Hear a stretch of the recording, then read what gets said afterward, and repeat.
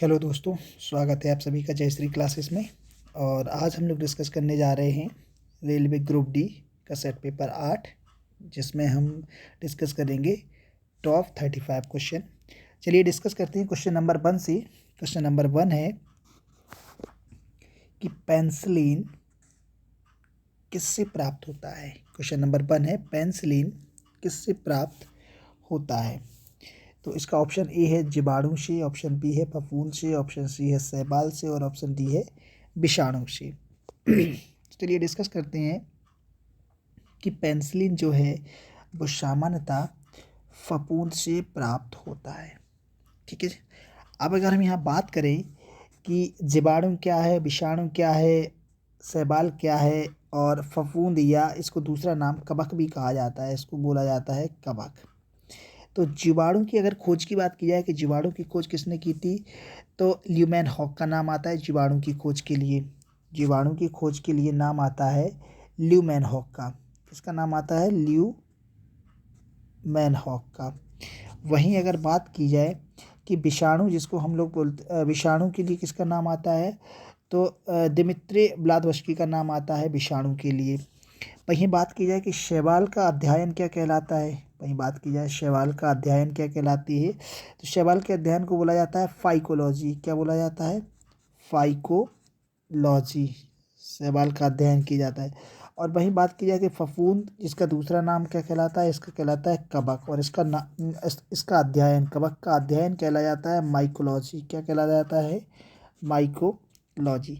तो शैवाल का अध्ययन फाइकोलॉजी कहलाता है, कवक का अध्ययन माइकोलॉजी कहलाता है। शैवाल और कवक सहजीवी जीवन व्यतीत करते हैं।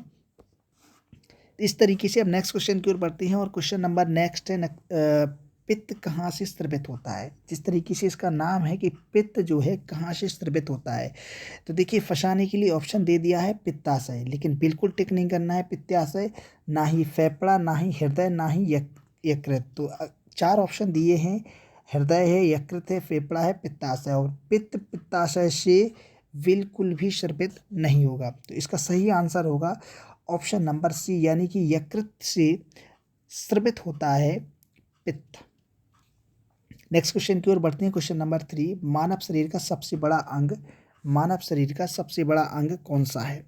बड़ी आंत, छोटी आंत, यकृत या पित्ताशय। तो दोस्तों इसका सही आंसर होगा ऑप्शन नंबर सी, यानी कि यकृत। वहीं अगर नेक्स्ट क्वेश्चन की ओर बढ़ें तो नाइट्रोजन उर्वरक के उत्पादन का मुख्य स्रोत क्या है? नाइट्रोजन उर्वरक के उत्पादन का मुख्य स्रोत क्या है? नाइट्रोजन, फास्फोरस, अमोनिया या मैग्नीशियम। तो दोस्तों इसका सही आंसर होगा अमोनियम। नाइट्रोजन उर्वरक की या फर्टिलाइजर जो होते हैं उसका मुख्य सोर्स जो है वो है अमोनिया। चलिए नेक्स्ट क्वेश्चन की ओर बढ़ते हैं। नेक्स्ट क्वेश्चन है क्वेश्चन नंबर 5। और क्वेश्चन नंबर 5 में लिखा हुआ है कि वाहनों में अग्रदीपों मतलब हेडलाइटों में किस प्रकार के दर्पण का उपयोग किया जाता है? ऑप्शन ए उत्तल, ऑप्शन बी अवतल, ऑप्शन सी समतल, ऑप्शन डी बेलनाकार। तो दोस्तों जिस तरीके से हमें पता है कि वाहनों में हेडलाइट के रूप में वो यूज़ किया जाता है अवतल दर्पण का। किसका यूज़ किया जाता है? अवतल दर्पण का। वहीं बात की जाए नेक्स्ट क्वेश्चन की, तो नेक्स्ट क्वेश्चन है कि किस तुल्यकारी उपग्रह की पृथ्वी की सतह से ऊंचाई लगभग कितनी होगी? किसी तुल्यकारी उपग्रह की पृथ्वी की सतह से ऊंचाई लगभग कितनी होगी? तो दोस्तों इसका सही आंसर होगा तुल्यकारी उपग्रह अगर जियो सैटेलाइट में लॉन्च है तो उसकी पृथ्वी से ऊंचाई होगी लगभग 36,000 किलोमीटर। ठीक है। नेक्स्ट क्वेश्चन की ओर बढ़ते हैं कि बिजली की इस्त्री को गर्म करने के लिए किस धातु का प्रयोग किया जाता है? बिजली की इस्त्री को गर्म करने के लिए किस धातु का प्रयोग किया जाता है? ऑप्शन ए निकेल, इस्पात, जस्ता या नाइक्रोम। दोस्तों इसका सही ऑप्शन होगा नाइक्रोम। मतलब नाइक्रोम का पत्ता लगा होता है जो बिजली की इस्त्री को गर्म करने का काम करता है। चलिए नेक्स्ट क्वेश्चन की ओर बढ़ते हैं। और नेक्स्ट क्वेश्चन है क्वेश्चन नंबर 8, जिसमें हम लोग देखेंगे कि जंग से बचने के लिए लोहे से बनी पानी के पाइपों पर किस धातु की परत चढ़ाई जाती है? जंग से बचने के लिए लोहे के बने पाइपों पर किस धातु की परत चढ़ाई जाती है? एल्यूमिनियम, जस्ता, लोहा या टिन? तो दोस्तों हम सभी लोग जानते हैं कि जो आयरन शीट होती है उस पर गैल्वनाइजेशन प्रोसेस के द्वारा जस्ता की कोटिंग की जाती है। तो इसका सही आंसर होगा ऑप्शन नंबर बी, यानी कि जस्ता। चलिए नेक्स्ट क्वेश्चन की ओर बढ़ते हैं। और दोस्तों यहाँ हमारा नेक्स्ट क्वेश्चन होगा कि कृषि उत्पादों की कोटि किस प्रकार निर्धारित की जाती है? हॉलमार्क, एग्रोमार्क, एगमार्क या न्यूमार्क? तो कृषि उत्पादक जो होते हैं उन पर जो मार्किंग की जाती है वो किससे की जाती है? हम सभी लोग जानते हैं कि उस पर एग मार्क से की जाती है। मार्किंग जो की जाती है वो एग मार्क से की जाती है, ना कि एग्रो मार्क। ध्यान रखना इस बात को, कृषि उत्पादकों पर क्या रहेगा? एग मार्क रहेगा, ना कि एग्रो मार्क। ये कन्फ्यूजिंग क्वेश्चन रहते हैं, इनको ध्यान रखना है। चलिए नेक्स्ट क्वेश्चन की ओर बढ़ते हैं कि इंसुलिन का आविष्कार किसने किया था? तो दोस्तों हम लोग सभी लोग जानते हैं कि इंसुलिन की खोज किसने की थी? बेंटिंग बा बेस्ट ने। इंसुलिन की खोज किसने की है? बेंटिंग बा बेस्ट ने। नेक्स्ट क्वेश्चन है कि ताज़ी सब्जियां किस विटामिन का अच्छा सोर्स है? विटामिन के, विटामिन सी, विटामिन ई या विटामिन ए? तो इसका सही आंसर होगा विटामिन ई, यानी कि ऑप्शन बी। नेक्स्ट क्वेश्चन की ओर बढ़ते हैं कि मानव मूत्र किस प्रकार का विलयन है? मानव मूत्र किस प्रकार का विलयन है? अम्लीय है, क्षारीय है, उदासीन है या अम्लीय तथा क्षारीय दोनों हैं? तो ऑप्शन डी इसका सही आंसर होगा, मतलब कि ये एसिडिक भी है और बेसिक भी है। चलिए नेक्स्ट क्वेश्चन की ओर बढ़ते हैं। लोहा तत्व का चिन्ह क्या है? लोहा को किससे निरूपित किया जाता है? पीबी से, एफई से, एल से या Na से? तो दोस्तों हम सभी लोग जानते हैं कि लोहा मतलब आयरन, और आयरन को रिप्रेजेंट किया जाता है Fe से, मतलब फेरिक से। ठीक है, पीबी लेड का है, Ai एल्यूमिनियम का है, Na सोडियम का है। चलिए नेक्स्ट क्वेश्चन की ओर बढ़ते हैं। नेक्स्ट क्वेश्चन है कि विद्युत मोटर का आविष्कार किसने किया था? किसका? विद्युत मोटर का बात चल रही है। विद्युत मोटर का आविष्कार किसने किया था? निकोला टेस्ला ने, फेराडे ने, जेम्स वॉट ने या निकोलो कांट ने? तो दोस्तों हमें सबको पता है कि निकोला टेस्ला के द्वारा विद्युत मोटर का उत्पादन किया गया, ना कि फेराडे के द्वारा। ये ध्यान रखना है। नेक्स्ट क्वेश्चन है कि सर्वाधिक विकसित वृद्धि वाला जलीय प्राणी कौन सा है? सर्वाधिक विकसित वृद्धि वाला जलीय प्राणी कौन सा है? फेल मछली, शार्क, डॉल्फिन या इनमें से कोई नहीं? तो इसका सही आंसर है शार्क, जो कि सर्वाधिक विकसित बुद्धि वाला जलीय प्राणी है। नेक्स्ट क्वेश्चन की ओर बढ़ते हैं। क्वेश्चन नंबर 16 है कि कौन सा विटामिन किसी भी मांसाहारी भोजन में नहीं पाया जाता है? कौन सा विटामिन जो है किसी भी मांसाहारी भोजन में नहीं पाया जाता? विटामिन सी, विटामिन के, विटामिन ए या विटामिन डी? तो दोस्तों इसका सही आंसर होगा विटामिन सी, जो कि किसी भी मांसाहारी भोजन में नहीं पाया जाएगा। चलिए नेक्स्ट क्वेश्चन की ओर बढ़ते हैं। नेक्स्ट क्वेश्चन है कि सूर्य की सतह पर हाइड्रोजन के अलावा दूसरी कौन सा तत्व विद्यमान है? तो हमें सबको पता है कि सूर्य की सतह पर नाइट्रोजन, सोडियम, हीलियम, ब्रोमीन में से हीलियम विद्यमान है, क्योंकि हीलियम और हाइड्रोजन के द्वारा ही नाभिकीय संलयन की प्रक्रिया सूर्य की सतह पर कंप्लीट की जाती है। चलिए नेक्स्ट क्वेश्चन की ओर बढ़ते हैं कि संयुक्त वर्ण वाला पौधा कौन सा है? संयुक्त वर्ण वाला पौधा कौन सा है? नारियल, आम, नीम या संतरा? तो दोस्तों इसका सही आंसर होगा ऑप्शन नंबर ए, यानी कि नारियल। नेक्स्ट क्वेश्चन की ओर बढ़ते हैं कि सिनेमोमस्पेरम किस मसाले का वैज्ञानिक नाम है? लौंग का, दालचीनी का, धनिया का या दिलसीट का? तो दोस्तों इसका सही आंसर होगा, यानी कि ऑप्शन बी, दालचीनी। नेक्स्ट क्वेश्चन की ओर बढ़ते हैं। नेक्स्ट क्वेश्चन है कि मेंथा किस मसाले का वैज्ञानिक नाम है? मेंथा किस मसाले का वैज्ञानिक नाम है? केसर का, तिल का, पुदीना का या हल्दी का? तो दोस्तों इसका सही आंसर होगा ऑप्शन नंबर बी, यानी कि पुदीना का। नेक्स्ट क्वेश्चन की ओर बढ़ते हैं कि पाइपर नाइग्रम किस मसाले का वैज्ञानिक नाम है? पाइपर नाइग्रम किस मसाले का वैज्ञानिक नाम है? फेनलवीज या काली मिर्च, हींग या क्यूमिन? तो दोस्तों इसका सही आंसर होगा काली मिर्च। काली मिर्च को बोलते हैं पाइपर नाइग्रम। चलिए नेक्स्ट क्वेश्चन की ओर बढ़ते हैं कि कौन सा मसाला पौधों की छाल से प्राप्त किया जाता है? कौन सा मसाला पौधों के छाल से प्राप्त किया जाता है? हल्दी, धनिया, दालचीनी या लहसुन? तो हम सभी लोग जानते हैं कि छाल की आकृति का जो मसाला होता है वो होता है सामान्यतः दालचीनी, इसलिए कहते हैं कि दालचीनी पौधों की छाल से प्राप्त किया जाता है। चलिए नेक्स्ट क्वेश्चन की ओर बढ़ते हैं कि निम्न में से कौन सा मसाला शुष्क फलों से प्राप्त किया जाता है? शुष्क फलों से प्राप्त किसको किया जाता है? अदरक, जीरा, लौंग या हल्दी?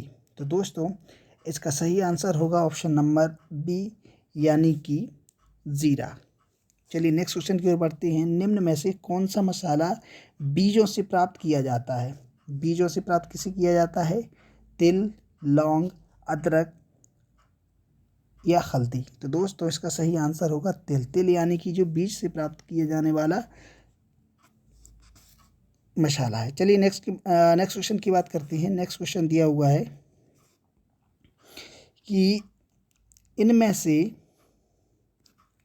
क्वेश्चन नंबर 25 है, इनमें से कौन सा मसाला पौधों के राइजोम से प्राप्त किया जाता है? पौधों के राइजोम से मार्गोरम, अदरक, पुदीना या केसर? किससे प्राप्त किया जाता है? तो दोस्तों इसका सही आंसर होगा ऑप्शन नंबर बी यानी कि अदरक। नेक्स्ट क्वेश्चन की ओर बढ़ते हैं, क्वेश्चन नंबर 25, और चलिए आगे बढ़ते हैं। निम्न में से कौन सा मसाला पौधों के श्रवण से प्राप्त होता है? कौन सा मसाला पौधों के श्रवण से प्राप्त होता है? हल्दी, हींग, केसर या लौंग? तो दोस्तों जिस तरीके से इस ऑप्शन में मतलब क्वेश्चन में ही आंसर एग्जैक्टली रिफ्लेक्ट हो रहा है कि श्रवण से ओनली हींग को प्राप्त किया जाता है, तो यही इसका सही आंसर होगा। नेक्स्ट क्वेश्चन है कि पहली क्लोन पशु का नाम क्या है? पहली क्लोन पशु का नाम क्या है? डॉली, बॉबी, रीना या मीना? इसका सही आंसर होगा ऑप्शन नंबर ए यानी कि डॉली, जो कि भेड़ थी। चलिए नेक्स्ट क्वेश्चन की ओर बढ़ते हैं। मैक्सिको देश की मुद्रा को क्या कहते हैं? मैक्सिको देश की मुद्रा को क्या कहते हैं? ऑप्शन ए रुपया, टका, डॉलर या पीसो? तो दोस्तों इसका सही आंसर होगा ऑप्शन नंबर डी यानी कि पीसो। अब अगर बात कर ली जाए तो टका बांग्लादेश की मुद्रा को बोला जाता है, और रुपया भारत की को, और डॉलर अमेरिका की को। चलिए नेक्स्ट क्वेश्चन की ओर बढ़ते हैं। किस ज्वाला में सर्वाधिक ताप होता है? Helium hydrogen, carbon oxygen, oxy hydrogen या कार्बन डाइऑक्साइड और कार्बन मोनोऑक्साइड? तो दोस्तों इसका सही आंसर होगा ऑक्सीजन हाइड्रोजन, क्योंकि ऑक्सीजन की उपस्थिति में ही कोई भी ज्वलनशील अभिक्रिया पूर्ण तरीके से कंप्लीट होती है या पूर्ण होती है, तो इसलिए इसका सही आंसर होगा ऑप्शन नंबर सी। चलिए नेक्स्ट क्वेश्चन की ओर बढ़ते हैं कि सामान्य प्रयोग में आने वाला मसाला लौंग पौधों के किस भाग से प्राप्त किया जाता है? कली से, जड़ से, तना से या पत्ती से? तो दोस्तों इसका सही आंसर होगा लौंग कहाँ से प्राप्त की जाती है? कली से। चलिए नेक्स्ट क्वेश्चन है, अंतर्राष्ट्रीय इकाई प्रणाली में मूल इकाइयों की संख्या कितनी है? दोस्तों शायद ही ये कोई बंदा इस क्वेश्चन को गलत करे, अदरवाइज सबका सही होना चाहिए कि इंटरनेशनल यूनिट सिस्टम में जो फंडामेंटल यूनिट है उनकी संख्या कितनी है? 7। और ये सब आपको पता भी होना चाहिए विथ इनकी यूनिट से, मतलब फंडामेंटल यूनिट्स क्या है और फंडामेंटल यूनिट्स की जो मात्रक होते हैं वो भी क्या क्या होते हैं, वो भी आपको सबको पता होना चाहिए। चलिए नेक्स्ट क्वेश्चन की ओर बढ़ते हैं कि किस कारण तारे टिमटिमाते नजर आते हैं? किस कारण तारे टिमटिमाते नजर आते हैं? अपवर्तन, परावर्तन, प्रकीर्णन या ध्रुवण? तो दोस्तों इसका सही आंसर होगा ऑप्शन ए यानी कि अपवर्तन। चलिए नेक्स्ट क्वेश्चन की ओर बढ़ते हैं। क्वेश्चन नंबर है 33, और ये 33, 34, 35, 36 लास्ट क्वेश्चन है। तो किसी सिल्क मॉथ कोकून में सिल्क के धागे की लंबाई किस वर्ग की होती है? किसी सिल्क मॉथ कोकून में सिल्क के धागे की लंबाई किस वर्ग की होती है? ऑप्शन ए 500 से 600 मीटर, ऑप्शन बी 400 से 500 मीटर, ऑप्शन सी 500 से 700 मीटर और ऑप्शन डी 500 से 800 मीटर। तो दोस्तों इसका सही आंसर होगा ऑप्शन बी यानी कि 400 से 600 मीटर। चलिए नेक्स्ट क्वेश्चन की ओर बढ़ते हैं कि करक्यूमा लोंगा का साधारण नाम क्या है? करक्यूमा लोंगा का साधारण नाम क्या है?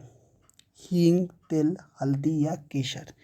तो दोस्तों इसका सही आंसर होगा ऑप्शन नंबर सी यानी कि हल्दी।